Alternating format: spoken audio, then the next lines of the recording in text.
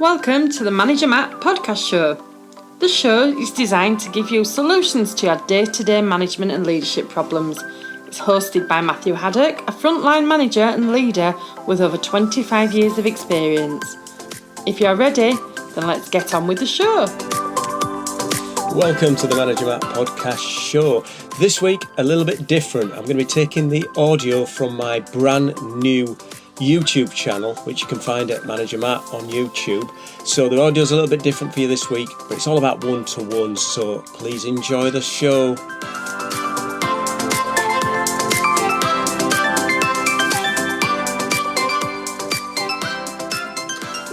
Welcome to the Manager Matt podcast show. Hope you are all doing well and delivering the results through others you want.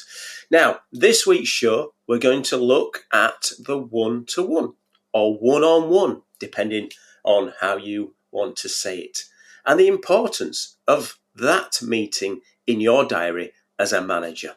Because, as we know, people work for people. And you get much more out of your direct reports when they feel that they are valued, they are cared for, and they are listened to. And a one-to-one is a great tool to be able to do that. Now, one-to-ones are on both sides. So if you are a manager and you're not getting a one-to-one with your manager, it's something you really want to be working on and helping that person do those well with you. Now, what isn't a one-to-one? Well, a one-to-one is not just a conversation at the side of the desk or in the corridor or in the canteen. Those are just as valuable. There's nothing wrong with that. Engaging with people and speaking with people and being human is brilliant. Now, our virtual world and working from home is here to stay, and that means that a lot of those conversations have faded away, which is a shame because you don't get that depth and that feeling if you're not stood in front of someone engaging with them directly. But that is the way of the world at the minute. And that even adds even more weight to the fact that a good one-to-one should be used as a real important tool.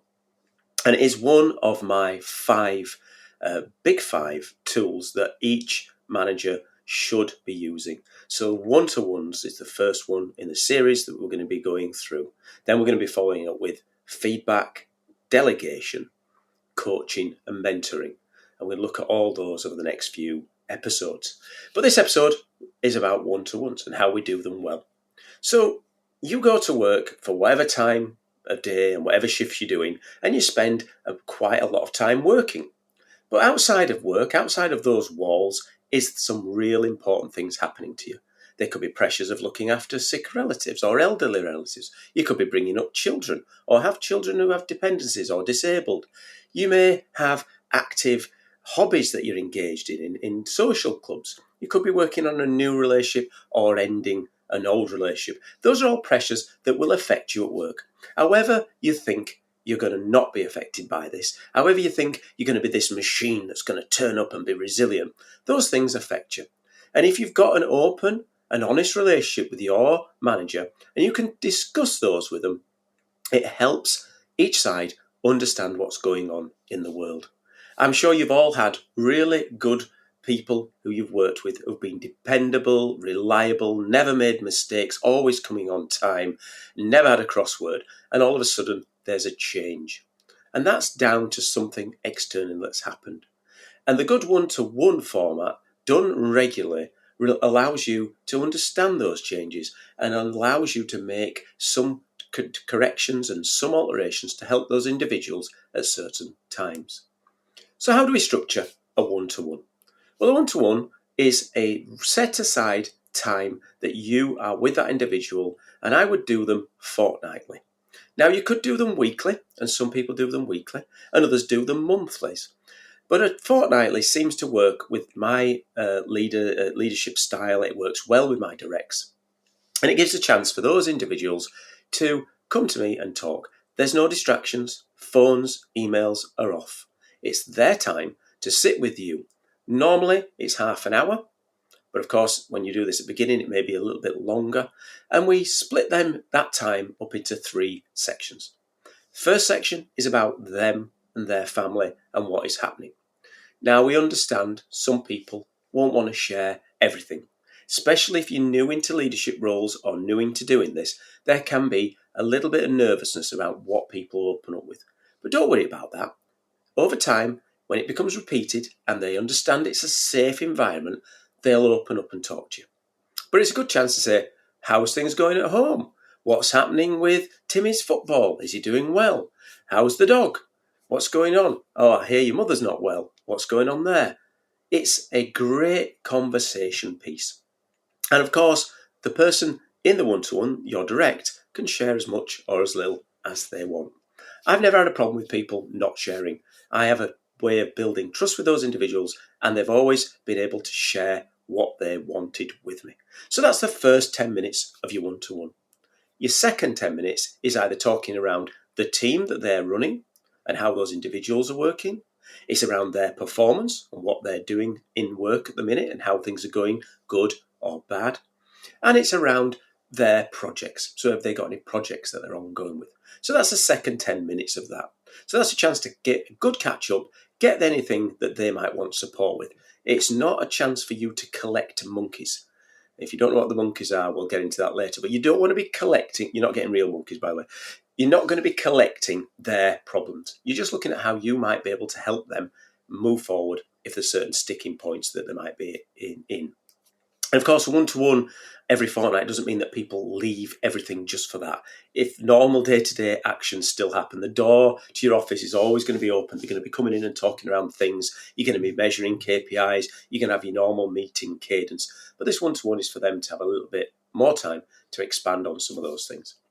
And the last 10 minutes is about them. Where are they going? So we've talked about their families and their pressures away from work. You've talked around the work and the team that they're running or the projects they've got. The last bit is about them. Where are they going? What do they want to do? What are the areas they've expanded and pushed for?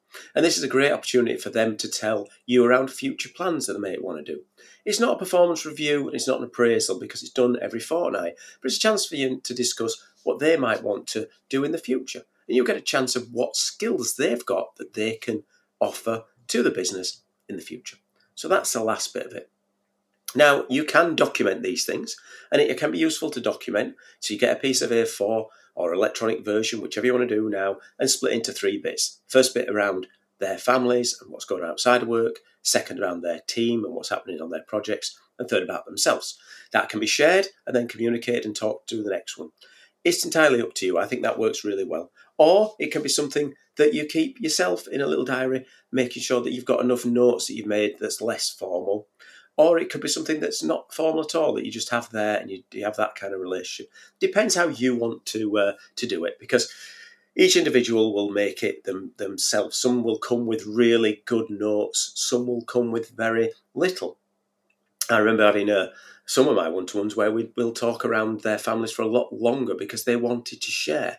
And it didn't feel appropriate to send them a list of things that they talked around there. But if it's very project-based or very future-focused for themselves, then it's good to keep those as a note, because you can then get an update on how Project X is going. How are they finding their team if they're having problems with them?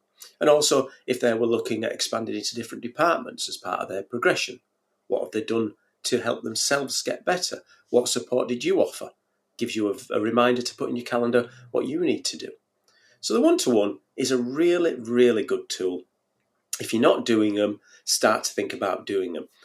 When you're thinking about doing one-to-ones, make sure that you're looking at scheduling time into somebody's diary which fits to them, and make sure it fits. Don't try to do them at 4:00 on a Friday afternoon.